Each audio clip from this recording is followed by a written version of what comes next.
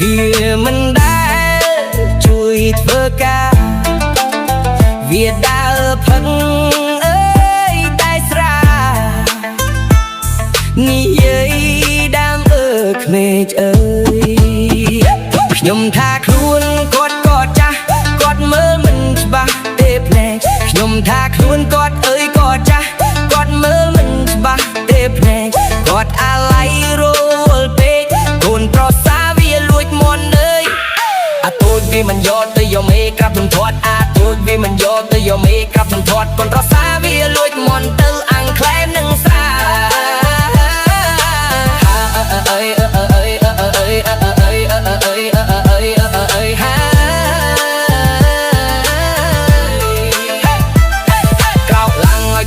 ចង់បាត់មន់ណាញ់ទៅណាក្រោកឡើងឲ្យចំណៃចង់បាត់មន់ណាញ់ទៅណាលឺអាក្មេងវាប្រាប់ថាកូនប្រសាតា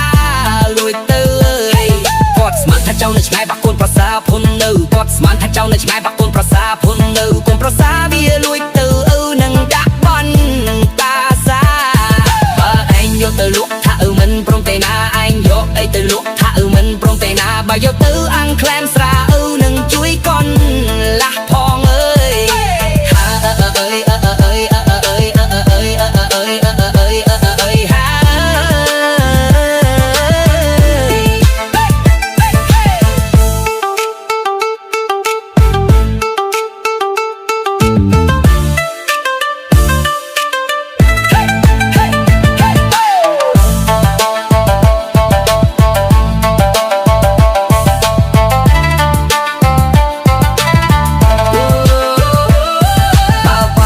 ស្រុកឯងទៀតថានឹងវាមកដំបងបាបាចៅស្រុកឯងទៀតថានឹងវាមកដំបង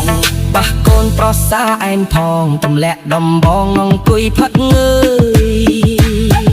បើឯងកុយធ្វើអីកូនឡាស់បំពេញឲ្យច្រើនសន្ធឹកយកអីកូនឡាស់បំពេញឲ្យច្រើនសន្ធឹកត្រូវគ្នាអាកូនប្រសានឹងអើយក្មេកអើយ